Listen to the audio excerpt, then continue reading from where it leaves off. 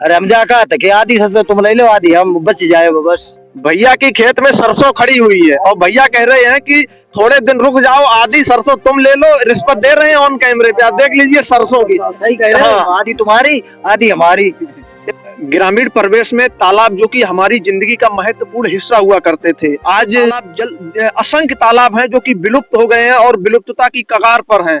आप देख सकते हैं इस समय हम उत्तर प्रदेश के जनपद फर्रुखाबाद से एक लगी हुई पंचायत लोहा पानी है, आप देख सकते हैं इसमें एक तालाब की पैमाइश हो रही है। अब एक तालाब है और यह तालाब जो है ये 20 बीघा से अधिक जो है इस क्षेत्रफल में है, यानी कि 4 एकड़ से अधिक क्षेत्रफल में, क्योंकि 1 एकड़ में 5 बीघा होते हैं। और आप देख लीजिए मौजूदा स्थिति अगर देखी जाए तो यह तालाब ज्यादा से ज्यादा 8 या 9 बीघा में होगा, अर्थात 1 एकड़ से थोड़ा सा ज्यादा होगा। और इसी की पैमाइश के लिए आज यहाँ पर ग्राम प्रधान भी हैं, लेखपाल भी हैं और तमाम जो प्रशासनिक अमले के अधिकारी हैं वो भी यहाँ पर आए हुए हैं। आपकी जानकारी के लिए बता दूं कि 6 अप्रैल 2022 को प्रधानमंत्री नरेंद्र मोदी ने इन तालाबों को संरक्षित करने के लिए हर राज्य के मुख्यमंत्रियों को यह आदेश दिया था कि वह हर जिले में 75 तालाब बनवाएं, और उसी के तहत इस तालाब को भी अमृत सरोवर बनाने के लिए यहाँ पे प्रावधान किया गया है और इसकी पूरी नापजोख की जा रही है। आप देख सकते हैं किस तरीके से ये जो तालाब है इसके अंदर, और ये बराबर में खेत है, ये सभी तालाब की ही जद में आ रहे हैं। इसमें फसल खड़ी हुई है, इसमें पहले तालाब हुआ करते थे लेकिन आज इन पे फसल है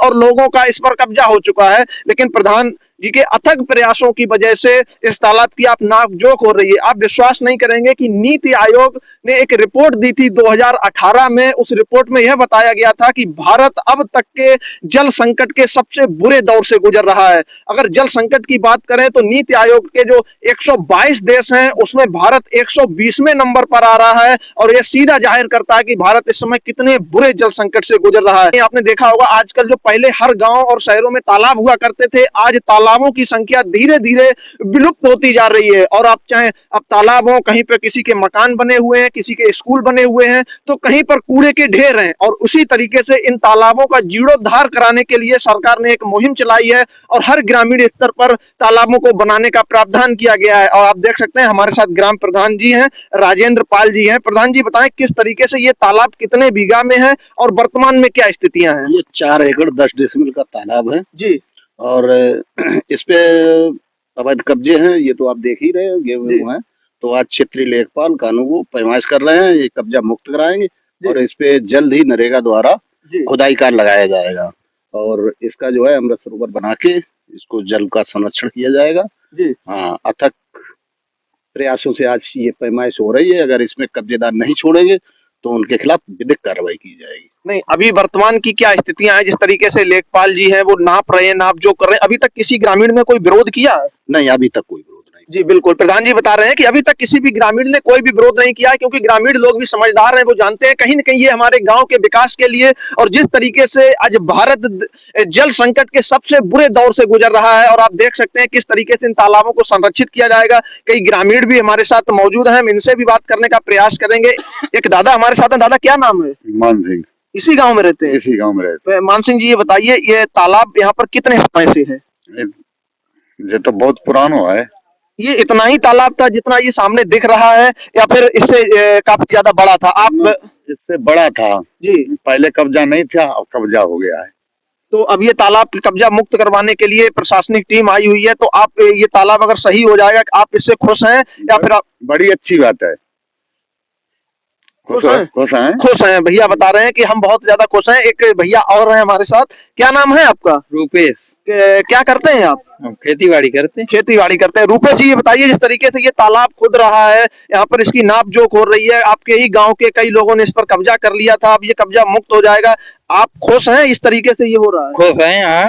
मुफ्त ये तालाब खुद ही अच्छे रहे, पानी भरे रहे। तालाब खुद जाएगा, बता रहे हैं अच्छा होगा, इससे रोजगार के भी साधन बढ़ेंगे और यहाँ पर हरियाली रहेगी, मछली पालन भी होगा, कई लोगों को रोजगार भी मिलेगा इस तरीके से। बाकी हम प्रशासनिक अधिकारियों से भी बात करेंगे, यहाँ की लेखपाल से भी बात करेंगे और भी कई लोगों से बात करेंगे, खासकर उन लोगों से भी बात करेंगे जिन लोगों के इस तालाब पर कब्जे थे, वो क्या कह रहे हैं इस पर, उनसे भी हम बात करेंगे। ये वो लोग हैं, ये जो तालाब था और इस पे जो अतिक्रमण लगा हुआ था, और इन लोगों के कहीं न कहीं तालाब कम हो गया था। पहले तालाब 20 बीघा से अधिक जगह में था और कहीं न कहीं तालाब धीरे धीरे छोटा होता चला गया और यहाँ के जो आसपास के लोग थे जिनके खेत थे, उनके खेत बढ़ते चले गए। एक हमारे साथ दादा और, दादा क्या नाम है आपका? हमारा नाम जी सर्वेंद्र। सर्वेंद्र जी, आप बताइए आपके खेत की, जैसे आपका वहाँ पे खेत था पहले से या नहीं था? हमारा खेत है साहब 5 बीघा वहाँ। नहीं, आपका खेत तालाब की हद में आ रहा है या नहीं आ रहा है? हाँ थोड़ा निकल रोमा में तो सरसों जा रही है, सरसों गेहूँ। सरसों आपका जा रहा है। तो जिस तरीके से ये तालाब खोदा जा रहा है, तो आप इससे खुश हैं या आपको कोई दिक्कत हो रही है, या कुछ कहना चाह रहे हैं? इस समय आप स्क्रीन पर हैं, देश के तमाम हिस्सों से लोग आपको देख रहे हैं, सुन रहे हैं, क्या कहना है आपको? अरे खुद जाए बढ़िया है, सरसों तुम ले लियो, आधी आधी हमें मिल जाए, रुकी रहो 15 दिन और रुक जाओ, सरसों पक गया फिर बाद कर लो करके।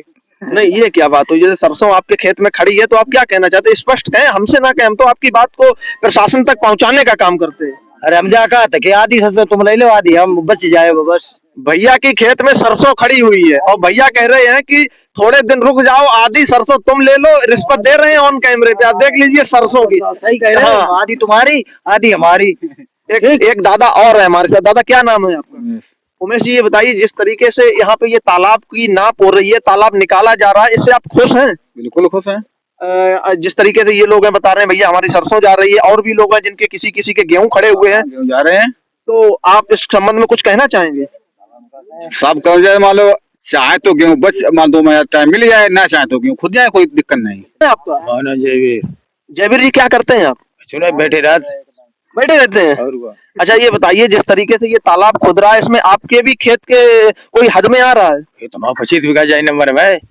25 बीघा खेत जा रहा है आपका? अरे जाए नहीं रो जाए नंबर भाई, जो का गेहूं ये 19 में तालाब, 19 में हमारो खेत। अच्छा, तालाब और खेत एक ही नंबर में है, तो आप खुश हैं ये तालाब खोद रहा है? बिल्कुल खोद रहा है, फौरन खुद ही आया, हमारे रकबा पूरा कर दो, या खोद लियो, हमें काम है। भैया बता रहे हैं कि हमारा खेत जितना है उतना हमें दे दीजिए और तालाब खोद लीजिए, हमें कोई आपत्ति नहीं है।